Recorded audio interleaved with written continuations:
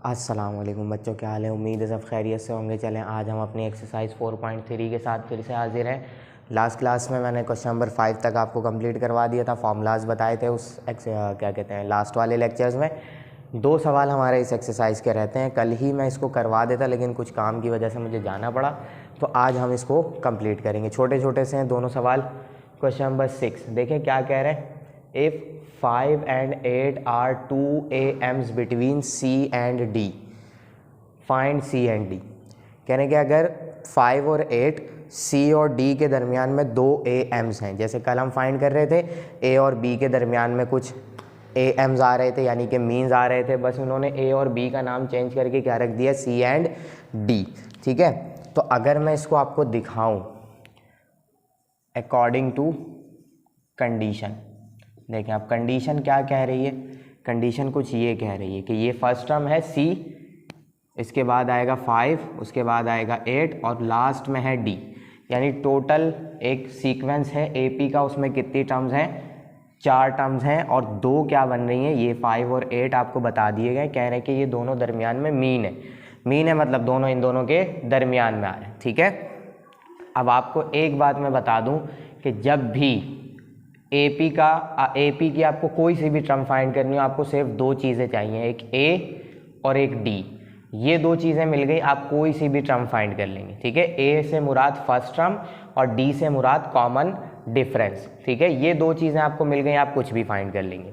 तो यही काम हमें यहाँ पे करना है। और A क्या होता है, हमारे पास फर्स्ट टर्म होती है, तो हम सबसे पहले तो इसकी फर्स्ट टर्म फाइंड करेंगे। ठीक है, और D क्या होता है, कॉमन डिफरेंस होता है। तो कॉमन डिफरेंस कैसे निकलता है, किसी भी 2 कंसेक्यूटिव टर्म यानी एक के बाद एक वाली टर्म को हम माइनस कराएंगे आपस में, हमें कॉमन डिफरेंस मिल जाता है। तो यहाँ कोई सी भी हो, मैं पहली दूसरी कराऊँ, तीसरी चौथी कराऊँ, दूसरी तीसरी कराऊँ, पांचवी छठी कराऊँ, कोई सी भी कराऊँ, मुझे कॉमन डिफरेंस वही मिलेगा जो पहली दूसरी से मिलेगा। तो देखें ये 2 मुझे कंसेक्यूटिव टर्म बताई गई हैं, तो मैं क्या करूँगा, यहाँ पर कॉमन डिफरेंस फाइंड कर लूँगा। अब क्योंकि D को इन्होंने लास्ट टर्म से शो कराया हुआ है, तो मैं इसको D नाम नहीं दूंगा, क्या नाम दूंगा, इसको कॉमन डिफरेंस ही कहूँगा। ठीक है, कॉमन डिफरेंस, और इसको मैं शो करूँगा किससे, कैपिटल D से। और कैसे आ जाएगा, 8 - 5 करके। तो 8 - 5 करते ही मुझे क्या मिलेगा, 3 मिल जाएगा, यानी कॉमन डिफरेंस कितने का है, 3 का है। ठीक है, अब मुझे कौन सी टर्म बनानी है, फर्स्ट टर्म बनानी है। फर्स्ट टर्म क्या होगी, 5 में से 8 माइनस कर दें, क्या आ जाए, सॉरी 5 में से 3 माइनस कर दें, आप पीछे आ जाएंगे। 5 में 3 प्लस करेंगे, आप इस वाली टर्म पे जाएंगे, 5 में से 3 माइनस कर दें, कौन सी टर्म बन जाएगी, पीछे वाली टर्म बन जाएगी। ठीक है, क्योंकि ये प्लस में है, अगर हम प्लस करते हैं तो अगली टर्म बनती है, और माइनस करेंगे तो कौन सी टर्म बनेगी, पिछली टर्म बनेगी। तो C किसके बराबर हो जाएगा, 5 माइनस कॉमन डिफरेंस। ठीक है, तो 5 में से कॉमन डिफरेंस आप माइनस कर दें, क्या मिल जाएगा आपको, 5 - 3 = 2। तो C कितना आ रहा है आपके पास, 2 आ रहा है। अब क्या फाइंड करना है आपको, D फाइंड करना है, यानी ये वाली टर्म। और D कैसे फाइंड होगी, आप इस वाली टर्म में यानी पिछली टर्म में आप क्या ऐड कर लें, कॉमन डिफरेंस ऐड कर लें, यानी 8 + D करा लें। और 8 + D कराएंगे, क्या आ जाएगा आपके पास, 8 + 3 = 11। आ गया आंसर। यही 2 आपकी वैल्यूज़ हैं। ठीक है, इसको मैं और थोड़ा सा घुमा के भी करा सकता था, लेकिन ज़रूरत ही नहीं थी। सीधी सी बात हमें पता है कि कॉमन डिफरेंस प्लस करेंगे, अगली टर्म आएगी, कॉमन डिफरेंस माइनस करते हैं तो पिछले पे चले जाएंगे वापस। ठीक है, तो हमें ये पता था, इसमें से कॉमन डिफरेंस माइनस कर दें, यहाँ आ गए, इसमें कॉमन डिफरेंस प्लस कर दें, आगे चले गए, इसमें करें और आगे चले गए, इसमें फिर करें, आगे चलते चले जाएंगे। ठीक है, इसको यूज़ करके भी कर सकते थे हम, वैसे भी और भी तरीक़ों से कर सकते थे, लेकिन ये सबसे आसान और छोटा सा तरीका है।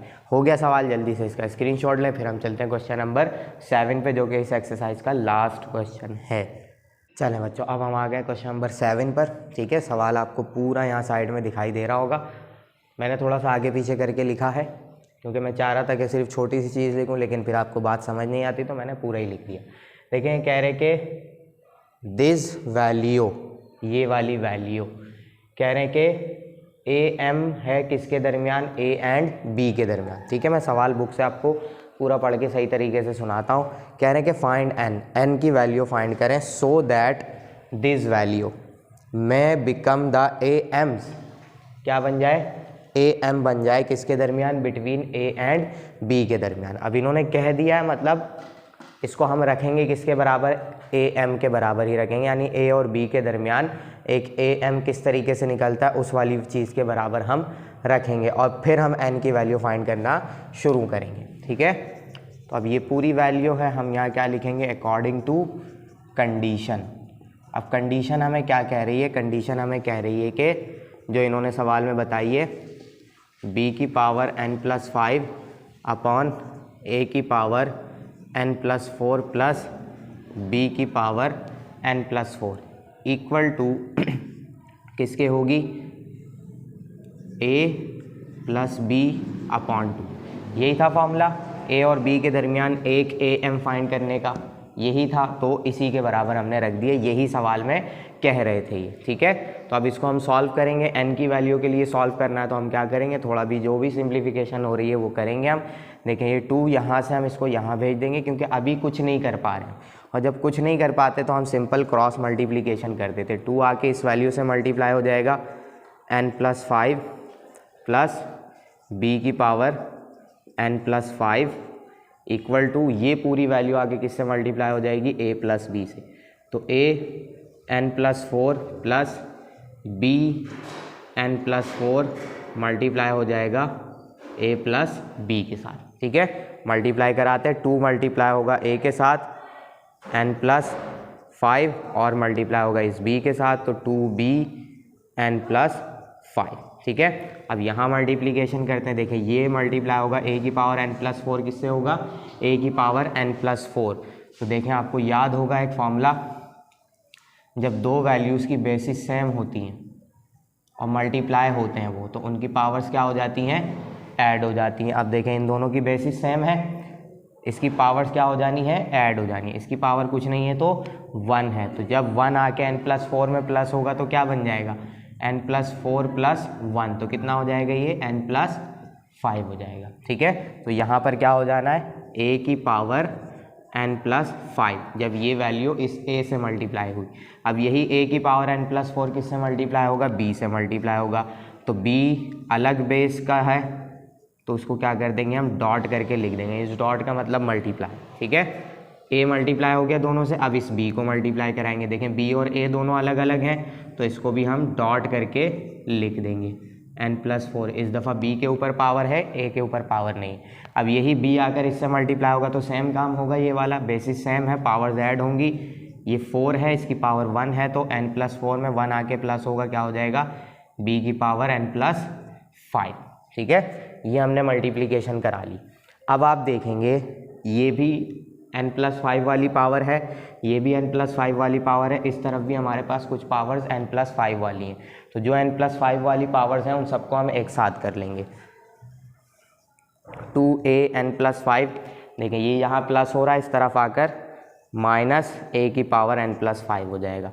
फिर मैं ये लिखूँगा 2b n+5, वो b वहाँ प्लस हो रहा है, इस तरफ आके क्या हो जाएगा, b की पावर n+5 माइनस में। ठीक है, यहाँ क्या क्या बचेगा, a की पावर n+4 डॉट b, यहाँ आएंगे तो a डॉट b की पावर n+4। ठीक है, सारी वैल्यूज़ एक साथ कर ली। अब देखें ये दोनों सेम हो रहे हैं, माइनस हो जाएंगे आपस में, 2a की पावर n+4 और 1a की पावर n+5, तो ये माइनस कराएंगे, कितने बचेंगे, सिंगल a की पावर n+5 बचेगा, 2 में से 1 माइनस किए तो 1 आ जाएगा। यही काम यहाँ पर होगा, 2 में से 1 माइनस होगा तो कितने आ जाएंगे, 1 b की पावर n+5। ठीक है, इस तरफ आएंगे, कुछ नहीं हो रहा है इनका, ऐसे ही रख देंगे, n+4 dot b plus a dot b की पावर n+4। ठीक है, यहाँ तक पहुँच गए हम। अब हमें n की पावर चाहिए, चाहिए n की वैल्यू चाहिए, तो n की वैल्यू लाने के लिए कुछ हमें थोड़ा सा यहाँ पर काम करना पड़ेगा। अब देखें ये है n+4, a की पावर क्या है, n+4। जब ऐसा हो कि जो वेरिएबल है आपका जो फाइंड करना है वो पावर में चला जाए, तो हमें लाजमी ऐसा होता है कि सब कुछ जितनी भी पावर्स हैं सब सेम करें हम। ठीक है, तो यहाँ पर देखें ये अलग पावर है, ये सब अलग अलग पावर्स हैं, ये n+5 है, ये n+5 है, ये n+4 है, ये n+4 है। अब मुझे सबको या तो n+5 बनाना है या n+4 बनाना है। तो देखें ये है n+4, इसको मैं बढ़ा नहीं सकता, ठीक है। इसमें कहाँ से मैं ला के प्लस कर रहा हूँ 1, ये a है, एक और a कहाँ से मैं ला के इसके साथ मल्टीप्लाई कर रहा हूँ, नहीं करा सकता। तो n+4 को मैं n+5 तो नहीं बना सकता, लेकिन इसको मैं बना सकता हूँ, ठीक है। कैसे बना सकता हूँ, इस 4 को जैसे मैंने प्लस करवाया था, 4 में जैसे 1 प्लस करवाया था वैसे ही मैं 1 क्या करा दूंगा, अलग करवा दूंगा। तो कैसे लिखूंगा मैं इसको, n+5 डॉट a ऐसे लिख दूंगा मैं। देखें मल्टीप्लाई होगा क्या हो जाएगी, पावर 1 है, प्लस होगी तो दोबारा से, सॉरी यहाँ 4 लिखना था मुझे, पावर 1 है, इसकी मल्टीप्लाई होगी दोबारा क्या हो जाएगी, 5 हो जाएगी। तो मैंने क्या कर लिया, इसको ब्रेक कर लिया, इसी फॉर्मूले से मैंने क्या किया, इसको ब्रेक किया, ठीक है। यही काम मुझे यहाँ पर भी करना है, n+4 डॉट b। तो दोनों देखें अब पावर सेम हो गई, a की power n+4 dot b plus a dot b n+4 करा दिया ये हमने काम। देखे सारी पावर सेम हो गई। अब कुछ आपको ऐसा नज़र आएगा कि ये a के ऊपर पावर है, यहाँ b के ऊपर पावर, यहाँ a के ऊपर पावर, यहाँ b के ऊपर पावर। तो हम क्या करने वाले हैं, जो a के ऊपर पावर है उनको सबको एक तरफ करेंगे इक्वल के, और जो b वाली पावर है उनको सबको दूसरी तरफ करेंगे। तो देखें इसको तो मैं ऐसे ही रखूँगा, n+4 डॉट a, ये वैल्यू यहाँ प्लस हो रही है, इस तरफ ला के मैंने करा लेना है माइनस, क्योंकि इस पर a के ऊपर पावर है, ठीक है। अब देखें ये b वाली पावर है, इसको मैं उस तरफ भेज रहा हूँ। तो ये वाली वैल्यू पहले से यहाँ पर है, डॉट b n+4 तो ऐसे ही रहेगा, ये वाली वैल्यू उस तरफ जा रही है तो वहाँ जाके क्या हो जाएगी, minus b n+4 dot b, ठीक है। माइनस करा दी हमने, दोनों देखें एक तरीके से हो गए। अब मुझे क्या करना है, कुछ कॉमन नज़र आ रहा होगा आपको, वो हम कॉमन निकालेंगे और आगे का काम बढ़ाएंगे। तो ये वैल्यू मैं यहाँ से मिटा देता हूँ, बस आंसर आने वाला है मेरा। चलिए यहाँ करते हैं, ठीक है। देखें क्या चल रहा था, अब ये दोनों वैल्यूज़ मैंने यहाँ पर कर लिए, इन दोनों में देखें क्या कॉमन नज़र आ रहा है आपको, a की पावर n+4, a की पावर n+4। तो दोनों में से a की पावर n+4 आ गई कॉमन। क्या बचेगा, इस वैल्यू में से बचेगा आपके पास a, इसमें से बचेगा -b। सेम वैल्यू यहाँ पर है, b की पावर n+4, b की पावर n+4 दोनों में है, तो b की पावर n+4 निकाल लेना है मुझे कॉमन। क्या क्या बचेगा, यहाँ से a और यहाँ से -b, ठीक है। देखिए दोनों तरफ a माइनस बी आ गया। अगर ये यहाँ मल्टीप्लाई हो रहा है, इस तरफ भेज कर मैं कराऊंगा डिवाइड, तो वो स्टेप करने से अच्छा है मैं ऐसे ही कैंसिल करा दूँ। हो गए कैंसिल। क्या क्या बच रहा है मेरे पास, a की पावर n+4 और b की पावर भी n+4, ठीक है। अब ये वैल्यू यहाँ मल्टीप्लाई हो रही है, इस तरफ ला के मैं डिवाइड कराऊंगा क्योंकि दोनों की पावर्स सेम हैं, ठीक है। n+4 इक्वल के इस तरफ कुछ नहीं बचा, तो क्या बचा अब 1। मैंने माइनस नहीं कराया है, डिवाइड कराया। जब मैं उस तरफ भेज के माइनस करवाता तो यहाँ 0 बच जाता, ठीक है। अभी मैंने डिवाइड कराया तो यहाँ कुछ नहीं रह गया, तो क्या रह गया 1, ठीक है। अब दोनों की पावर्स देखें सेम है, तो मैं कैसे लिख सकता हूँ, इसको यूँ लिख सकता हूँ, दोनों की एक पावर बनाकर n+4 और यहाँ क्या आ गया 1, ठीक है। दोनों की एक पावर मैं बिल्कुल आसानी से बना सकता हूँ, क्योंकि जब दोबारा दी जाएगी तो a के ऊपर भी पावर आ जाएगी और b के ऊपर भी पावर आ जाएगी। अब मुझे फाइंड करना है n+4, यानी कि n की वैल्यू फाइंड करनी है। अब जब भी बेस कह रहा हूँ, जब भी पावर में आपका वेरिएबल जाता है और इस तरीके से कुछ वैल्यू बन जाती है, तो हमें क्या देखना होता है, इक्वल साइन हमें बता रहा है कि ये दोनों वैल्यूज़ आपस में क्या है, बराबर है, इक्वल है दोनों, सही है। और अगर इक्वल हैं, इक्वल साइन से हमें पता लग रहा है कि इक्वल है, और अगर इक्वल हैं तो एक जैसी दिखनी भी चाहिए, तो अभी एक जैसी दिख नहीं रही, ठीक है। इसका मतलब अगर ये a/b की समथिंग पावर है तो ये भी a/b की सम पावर होनी चाहिए, लेकिन है नहीं, तो हम इसको क्या करेंगे, बना लेंगे, खुद से बना लेंगे। लेकिन बस पावर डिसाइड करनी है मुझे। n+4 यहाँ भी क्या आ जाएगा, a/b की पावर समथिंग आएगी पावर, ठीक है। अब वो समथिंग पावर क्या आएगी मैं इस तरफ आके बताता हूँ आपको। देखें इक्वल साइन की वजह से हमें पता था कि दोनों सेम है, बराबर हैं, तो मैंने दोनों को बराबर रख लिया। अब यहाँ पर कुछ पावर थी जिसकी वजह से ये क्या बन गया था, 1 बन गया था, ठीक है। अब वो पावर क्या थी ज़रा सोचें, याद होगा आपको मैट्रिक में पढ़ा था कि किसी भी वैल्यू की पावर अगर 0 हो जाए तो वो किसके बराबर हो जाता है, 1 के बराबर हो जाता है। तो ये वैल्यू बिल्कुल ऐसी ही थी, लेकिन इसकी पावर क्या हो गई थी, 0, जिसकी वजह से ये क्या हो गया था, 1 बन गया था, ठीक है। तो अब हमने पावर क्या लगा दी, 0। पावर 0 करूँगा दोबारा इसी के फॉर्म में आ जाएगा, बिल्कुल। अब देखें ये वैल्यू आ गई, a/b दोनों की बेसिस बराबर हैं, तो हम पावर्स को भी आपस में क्या कर लेंगे, इक्वल करा लेंगे, ठीक है। तो जगह थोड़ी सी कम पड़ रही है मेरे पास, बस आंसर आएगा।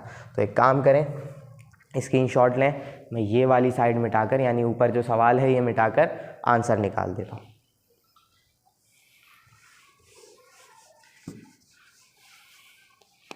चलिए मैं यहाँ से निकाल देता हूँ इसका आंसर। देखें अब दोनों बेसिस सेम हो गई तो पावर्स भी हम इक्वल करा लेंगे आपस में। लिखूँगा यहाँ पे इक्वेटिंग कराते हुए मुझे क्या मिलेगा, मुझे मिल जाएगा n+4 मेरा किसके बराबर हो रहा है, 0 के बराबर। तो +4 है, उस तरफ जाके क्या हो जाएगा, -4। ये होगी n की वैल्यू। अगर आप ये -4 यहाँ n की जगह पर रखते हैं तो आपका फॉर्मूला बिल्कुल ऐसा बन जाएगा जैसा अभी मैंने लिखा था, a+b/2 ऐसा बन जाएगा, ठीक है। तो ये हो गया आपका आंसर और ये एक्सरसाइज भी हो गई कंप्लीट। तो जल्दी से आप पूरा स्क्रीनशॉट ले लें। पिछला तो सिर्फ कंडीशन थी, वो मैंने मिटा दी, उसके बाद आप सारा कुछ कर सकते हैं। तो जल्दी से उतार लें, एक्सरसाइज हो गई हमारी कंप्लीट। ठीक है बच्चों, स्क्रीनशॉट ले लिया होगा आपने। अब हम क्या करेंगे, ये एक्सरसाइज हो गई कंप्लीट, इसका टेस्ट है आपको देना है बिल्कुल, ठीक है। तो नेक्स्ट क्लास में हम क्या करेंगे, अपनी एक्सरसाइज 4.4 स्टार्ट करेंगे। आज हम यहीं तक रखते हैं, फिर मिलते हैं इंशाल्लाह नेक्स्ट क्लास में।